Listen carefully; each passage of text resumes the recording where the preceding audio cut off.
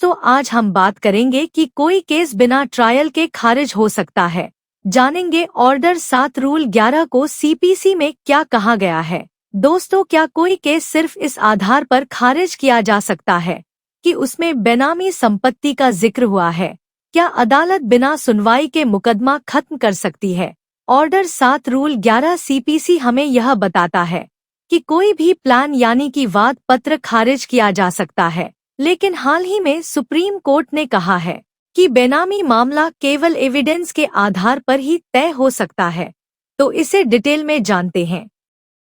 CPC order 7 rule 11 यह हमें यह बताता है कि कब किसी मुकदमे को शुरू होने से पहले ही खत्म किया जा सकेगा।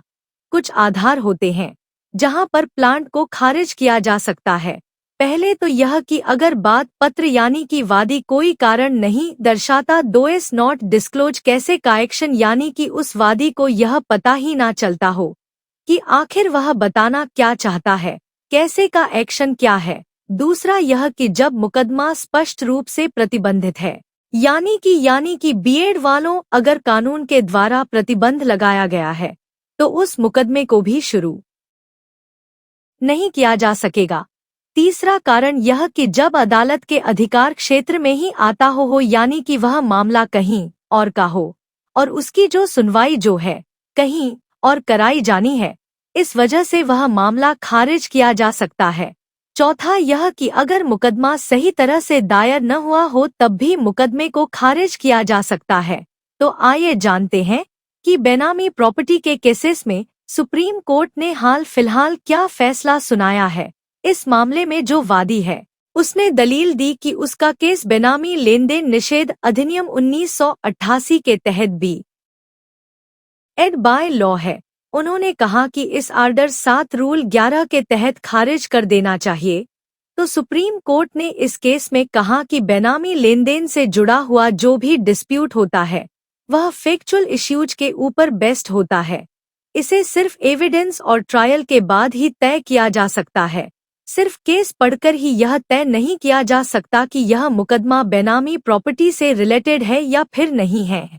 इसीलिए सुप्रीम कोर्ट ने इस मुकदमे को खारिज नहीं किया। तो इस तरह से ऑर्डर 7 रूल 11 किसी भी प्लान को शुरुआत की अवस्था में ही खारिज करने का प्रोविजन बनता है। और सुप्रीम कोर्ट का इस केस में जो दृष्टिकोण था वह यह था कि बेनामी का जो मुद्दा है वह फैक्ट्स पर आधारित होगा, सिर्फ कानून से यह तय नहीं होता कि कोई भी मुकदमा किस चीज से जुड़ा हुआ है। सुप्रीम कोर्ट ने इस केस में कहा कि हमें इस केस में ट्रायल की जरूरत है, क्योंकि यह देखने के लिए कि एविडेंस चाहिए कि प्रॉपर्टी बेनामी है या फिर नहीं है।